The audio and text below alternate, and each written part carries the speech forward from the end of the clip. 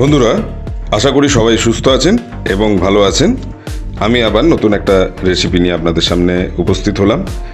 প্রচণ্ড গরম পড়েছে, তো গরমের দিনের সবজি দিয়ে তেতো চচ্চড়ি প্রথম পাতে অসাধারণ লাগে এটা। তো এখানে আমি যা যা নিয়ে নিয়েছি সেগুলো আপনাদেরকে প্রথমে বলে নিই। সামান্য রাঙা আলু, অল্প করে পটল, অল্প ঝিঙে, ডাঁটা, কুমড়ো, আলু, বেগুন এবং উচ্ছে সব লম্বা লম্বা করে আমি স্লাইস করে কেটে নিয়েছি। আর তার সঙ্গে থাকছে কালো সর্ষে, হলুদ সর্ষে, চিনি, নুন, কাঁচা লঙ্কা, রাঁধুনি, হলুদ, পোস্ত,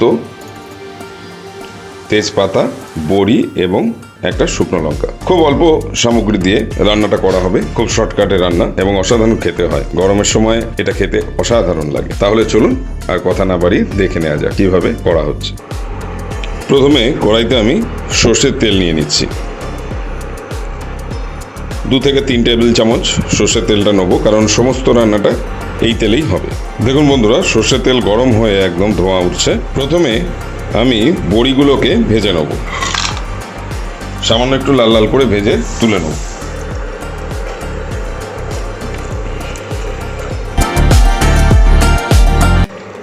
দেখুন বন্ধুরা, বড়িগুলো লাল লাল হয়ে গেছে, আমি তুলে নিচ্ছি। দেখুন, সুন্দর করে ভেজে লালচে করে তুলে নিয়েছি। এরপরে ওই তেলেতেই আমি 1 চুটকি হিং দিয়ে দিচ্ছি। সম্পূর্ণ নিরামিষ রেসিপি এটা। 1 চামচ দিয়ে দেবো রাঁধুনি বা চন্দনী, যেটাই বলেন।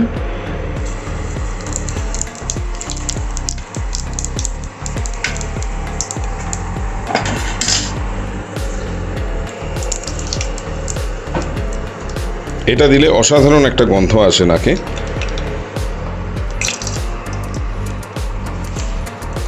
সঙ্গে দিয়ে দিচ্ছি একটা তেজপাতা এবং একটা শুকনো লঙ্কা।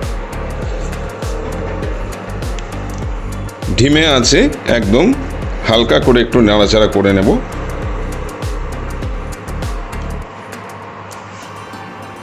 এরপরে দিয়ে দিচ্ছি স্লাইস করে কেটে রাখা উচ্ছেগুলো।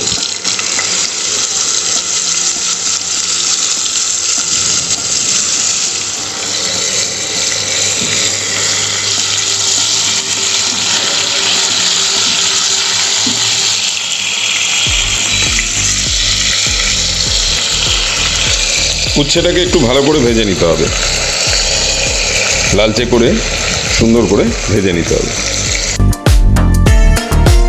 উচ্ছের সঙ্গে আমি দিয়ে দিচ্ছি স্লাইস করে কেটে রাখা লম্বা লম্বা করে আলু।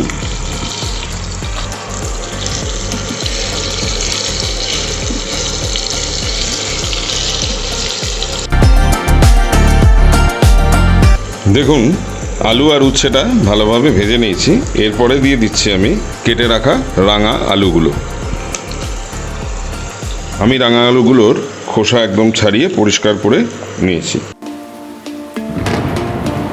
একটু নেড়েচেড়ে নিয়ে এরপরে দিয়ে দিচ্ছি কেটে রাখা পটলগুলো। উচ্ছে এবং আলুর সঙ্গে এগুলোকেও ভালোভাবে ভেজে নেব। এগুলো 2 মিনিট ভেজে নিয়েছি। এরপরে দিয়ে দিচ্ছি কেটে রাখা কুমড়োগুলো, আর সঙ্গে দিয়ে দিচ্ছি সজনে ডাঁটাগুলো।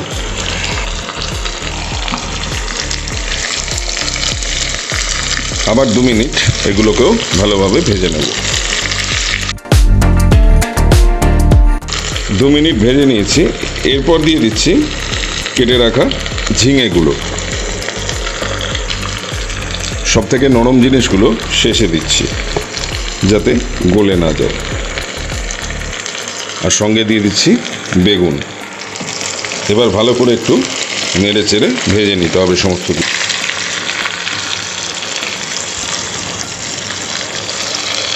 আপনাদের কাছে যদি রাঁধুনি না থাকে তাহলে আপনারা কালো জিরেও ফোড়ন দিতে পারেন রাঁধুনির বদলে।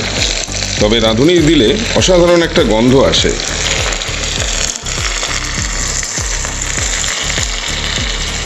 অনেকে রাঁধুনিটাকে চন্দনী বলেও জানেন।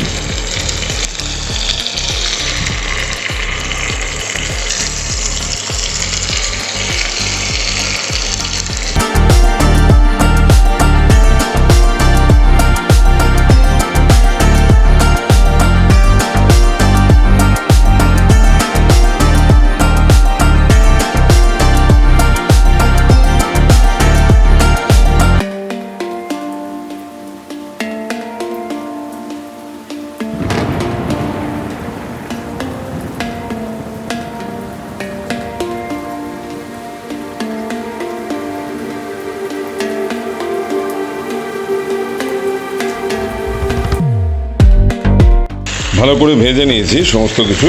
এবার এর মধ্যে দিয়ে দিচ্ছি সামান্য হলুদ,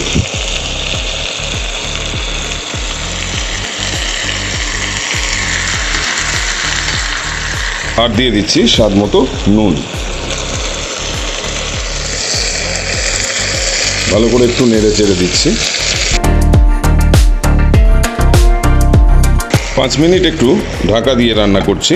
5 মিনিট বাদে ফিরে আসছি। ততক্ষণে একটা মিক্সির জারের মধ্যে আমি হলুদ সর্ষে 1 চামচ দিয়ে দিচ্ছি, কালো সর্ষে 1 চামচ দিয়ে দিচ্ছি, আর দিয়ে দিচ্ছি 1 চামচ পোস্ত। এর মধ্যে দিয়ে দিচ্ছি সামান্য নুন। এটাকে এবার প্রথমে শুকনোভাবে একটু বেটে নেব, তারপর জল দিয়ে পেস্ট করে নেব। দেখুন বন্ধুরা, প্রথমে শুকনো গুঁড়িয়ে নিয়েছি, এবারে আমি এর মধ্যে জল দিয়ে নিচ্ছি, আর তার সঙ্গে দিচ্ছি 4টে কাঁচা লঙ্কা। জল এবং কাঁচা লঙ্কা দিয়ে এবারে ভালো করে পেস্টটা বানিয়ে নেব। দেখুন বন্ধুরা, ঢাকাটা খুলে দিয়েছি। এবারে আমি যে মশলাটা তৈরি করলাম সেটা এর মধ্যে দিয়ে দিচ্ছি।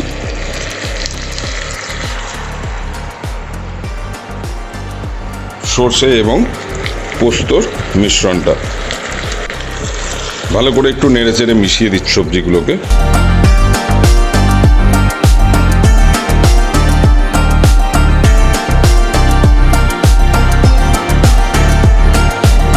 এবারে মিক্সির জারটা ধুয়ে জলটা দিয়ে দিচ্ছি। 1/2 কাপ মতো জল দিলেই হবে।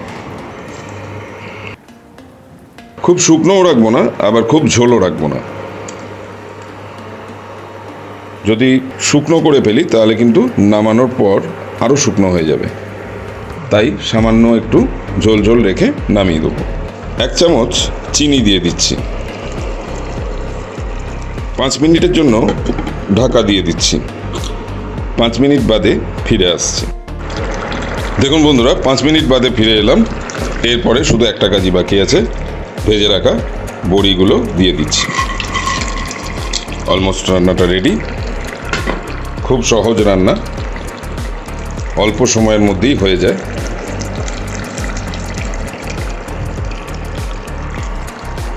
এরপর ওপর থেকে কাঁচা সর্ষের তেলটা দিতে একদমই ভুলবেন না। এটা না দিলে সেই গন্ধটাই আসবে না, অসাধারণ একটা গন্ধ আসে। এবার আমি ইন্ডাকশানটা বন্ধ করে দেবো। 10 মিনিট আমি এইভাবে ঢাকা দিয়ে রেখে দেবো। 10 মিনিট বাদে সার্ভ করে দেখাচ্ছি।